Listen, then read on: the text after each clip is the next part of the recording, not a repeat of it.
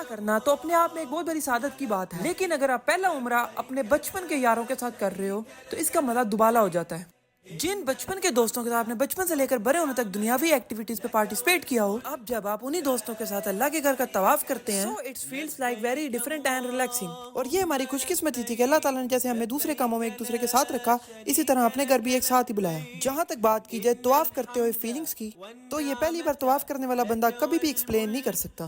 Like آپ سوچیں کہ جس جگہ ابھی آپ طواف کر رہے ہیں، جس خانہ کعبہ کے سامنے، اسی خانہ کعبہ کے سامنے ایگزیکٹ ہمارے نبی پاک صلی اللہ علیہ وسلم نے بھی طواف کیا ہے۔ صرف یہ سوچ کر انسان دوسری دنیا میں چلے جاتا ہے اور اللہ کا شکر ادا کرتا ہے کہ مجھ جیسے گناہ گار کو بھی اللہ نے موقع دیا کہ وہ اللہ کا گھر دیکھ سکے اور طواف کر سکے۔ امیجن کرنے کے لیے تو ہمارے پاس بہت کچھ تھا، لیکن ہم نے اپنے ساتھ طواف کیا اور چل پڑے صفا مروہ کی طرف۔ یہاں اسامہ کر رہا ہے رزاق کو فون، جو کہ طواف کے دوران ہم سے الگ ہو گیا تھا۔ اب ہمارے سامنے تھی صفا مروہ کی پہاڑیاں، اور اب بھائی بتائیں گے آپ کو اس کی آگے کی سٹوری۔ ہمارے سامنے حرم بیت اللہ میں موجود صفا و مروہ کی مبارک پہاڑیاں ہیں، جن کے اطراف چلنا عمرے کا بنیادی رکن ہے۔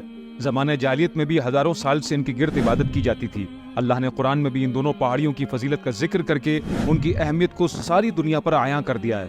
صفا و مروہ دراصل حضرت ابراہیم علیہ السلام کی بیوی حضرت ہاجرہ علیہ السلام کی جد و جہد کی یاد دلاتا ہے، جہاں انہوں نے اپنے شیرخوار بیٹے حضرت اسماعیل علیہ السلام کے لیے پانی کی تلاش میں چکر لگائے تھے۔ اللہ کو ان کی ادا اتنی پسند آئی کہ ان کے اس عمل کو ہماری عبادت کا حصہ بنا دیا۔ ہم نے کر لیے 7 چکر مکمل صفا مروہ کے۔ یہاں ہمیں ملے بابا جی جو رستہ بھول چکے تھے، ہم نے کی ان کی مدد۔ اب ہم کافی تھک چکے تھے اور کہیں پر بیٹھ کے ہم دیکھ رہے تھے لوگوں کو، کیونکہ ہمیں ایسے لوگ پہلے کبھی نہیں دیکھے۔ الگ الگ نسل، الگ الگ ملکوں سے لوگ آئے ہوئے تھے۔ یہاں میرا یار رزاق ہوا تھا پریشان، کیونکہ اس نے کر لیا تھا ٹوپی پہن کے عمرہ، اور یہاں کے شرطوں نے کہا ٹوپی پہن کے عمرہ ہوتا ہی نہیں۔ اور اب آپ کا بھائی جا رہا ہے سب سے بڑا جہاد کرنے، اپنے بالوں کو کٹوانے۔